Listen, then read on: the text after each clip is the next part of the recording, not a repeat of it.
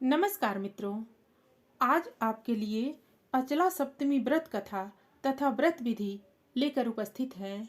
मित्रों, प्रसंग में आगे बढ़ने से पहले आप हमारे चैनल को अवश्य सब्सक्राइब कर लेना, वीडियो को लाइक और अपने मित्रों से शेयर करना, एक छोटा सा कमेंट्स लिखकर हमारा उत्साहवर्धन तो जरूर करना मित्रों। तो आइए चलते हैं प्रसंग की ओर। मित्रों, अचला सप्तमी पुराणों में रथ, सूर्य, भानु, अर्क, महती तथा पुत्र सप्तमी आदि अनेक नामों से विख्यात है और अनेक पुराणों में उन नामों से अलग अलग विधियां निर्दिष्ट हैं जिनके पालन से सभी अभिलाषाएं पूरी होती हैं। यहाँ भविष्य पुराण में निर्दिष्ट अचला सप्तमी व्रत का महात्म्य और विधान बता रहे हैं। एक बार राजा युधिष्ठिर ने भगवान श्री कृष्ण से पूछा, भगवान, आपने सभी उत्तम फलों को देने वाले माघ स्नान का विधान बताया था, परंतु जो प्रातःकाल स्नान करने में समर्थ न हो वह क्या करे? स्त्रियां अति सुकुमारी होती हैं, वे किस प्रकार से माघ स्नान का कष्ट सहन कर सकती हैं? इसलिए आप कोई ऐसा उपाय बताएं कि थोड़े से परिश्रम द्वारा नारियों को रूप, सौभाग्य, संतान और अनंत पुण्य की प्राप्ति हो। भगवान श्री कृष्ण बोले, महाराज, मैं अचला सप्तमी व्रत का विधान बतलाता हूँ, जिसे करने से सब उत्तम फल प्राप्त हो जाते हैं। इस संबंध में आप एक कथा सुने। मगध देश में इंदुमती नाम की एक अति रूपवती वेश्या रहती थी।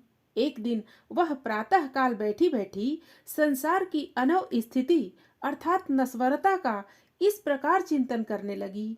देखो, यह विषय रूपी संसार सागर कैसा भयंकर है, जिसमें डूबते हुए जीव जन्म, मृत्यु, जरा जैसे जल जंतुओं से पीड़ित होते हुए भी किसी प्रकार पार उतर नहीं पाते। ब्रह्मा जी के द्वारा निर्मित यह प्राणी समुदाय अपने किए गए कर्म रूपी ईंधन एवं काल रूपी अग्नि से दग्ध कर दिया जाता है। प्राणियों के जो धर्म, अर्थ, काम से रहित दिन व्यतीत होते हैं, फिर वे कहाँ वापस आते हैं? जिस दिन स्नान, दान, तप, व्रत, होम, स्वाध्याय, पितृतर्पण आदि सत्कर्म नहीं किया जाता, वह दिन व्यर्थ होता है। पुत्र, स्त्री, घर, क्षेत्र तथा धन आदि की चिंता में मनुष्य की सारी आयु बीत जाती है और मृत्यु आकर दबोच लेती है। इस प्रकार कुछ उद्विग्न होकर सोचती विचारती हुई वह वेश्या महर्षि वशिष्ठ के आश्रम में गई और उन्हें प्रणाम कर हाथ जोड़कर कहने लगी, भगवान, मैंने न तो कभी कोई दान किया और न जप तप, व्रत, उपवास आदि सत्कर्मों का अनुष्ठान ही किया तथा न शिव, विष्णु आदि किन्हीं देवताओं की आराधना ही की। अब मैं इस भयंकर संसार से भयभीत होकर आपकी शरण में आई हूँ। आप मुझे कोई ऐसा व्रत बतलावें जिससे मेरा उद्धार हो जाए। वशिष्ठ जी बोले, बरानने, तुम माघ मास के शुक्ल पक्ष की सप्तमी को स्नान करो, जिससे रूप, सौभाग्य और सद्गति आदि सभी फल प्राप्त होते हैं। षष्ठी के दिन एक बार भोजन करके सप्तमी को प्रातः काल ही ऐसे नदी तट अथवा जलाशय पर जाकर दीपदान और स्नान करो, जिसके जल को किसी ने स्नान कर हिलाया न हो, क्योंकि जल मल को प्रक्षालित कर देता है। बाद में यथाशक्ति दान भी करो, इससे तुम्हारा कल्याण होगा। वशिष्ठ जी का ऐसा वचन सुनकर इंदुमती अपने घर वापस लौट आई और उनके द्वारा बताई गई विधि के अनुसार उसने स्नान, ध्यान आदि कर्मों को संपन्न किया। सप्तमी के स्नान के प्रभाव से बहुत दिनों तक सांसारिक सुखों का उपभोग करती हुई वह देह त्याग के पश्चात देवराज इंद्र की सभी अप्सराओं में प्रधान नायिका के पद पर अधिष्ठित हुई। यह अचला सप्तमी संपूर्ण पापों का प्रशमन करने वाली तथा सुख, सौभाग्य की वृद्धि करने वाली है। राजा युधिष्ठिर ने पूछा, भगवान, अचला सप्तमी व्रत का महात्म्य तो आपने बतलाया, कृपा कर अब स्नान विधान भी बतलाएं। भगवान श्री कृष्ण बोले, महाराज, षष्ठी के दिन एक भुक्त होकर सूर्य नारायण का पूजन करें। यथासंभव सप्तमी को प्रातःकाल ही उठकर नदी या सरोवर पर जाकर अरुणोदय बेला में बहुत सवेरे ही स्नान करने की चेष्टा करें। सुवर्ण, चांदी अथवा ताम्र के पात्र में कुसुम्भ की रंगी हुई बत्ती और तिल का तेल डालकर दीपक प्रज्वलित करें।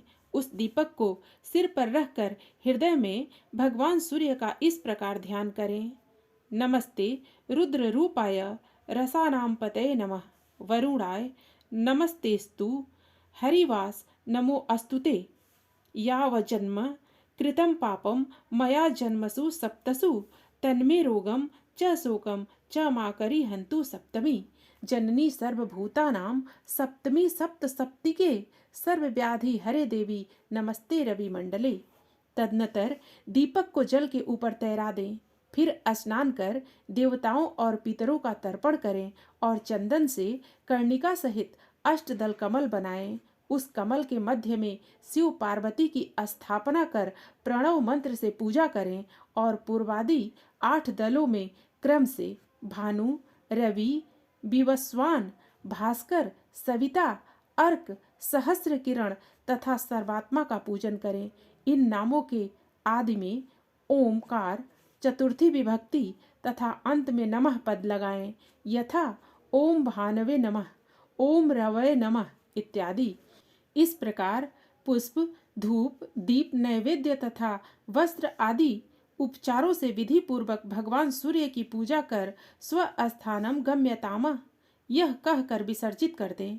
बाद में ताम्र अथवा मिट्टी के पात्र में गुड़ और घृत सहित तिल चूर्ण तथा सुवर्ण का तालपत्राकार एक कान का आभूषण बनाकर पात्र में रख दें।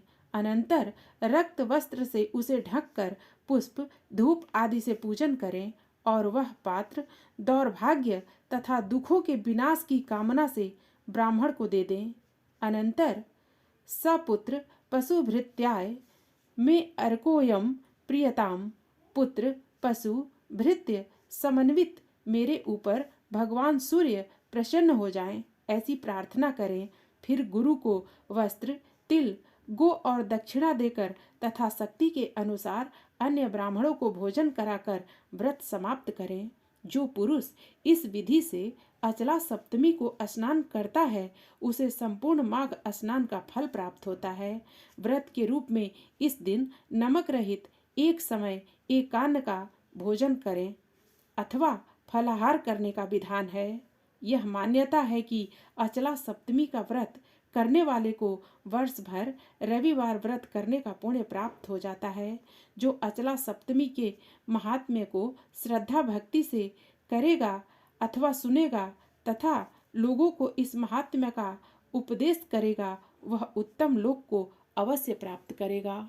मित्रों, फिर मिलते हैं अगली प्रस्तुति के साथ। धन्यवाद।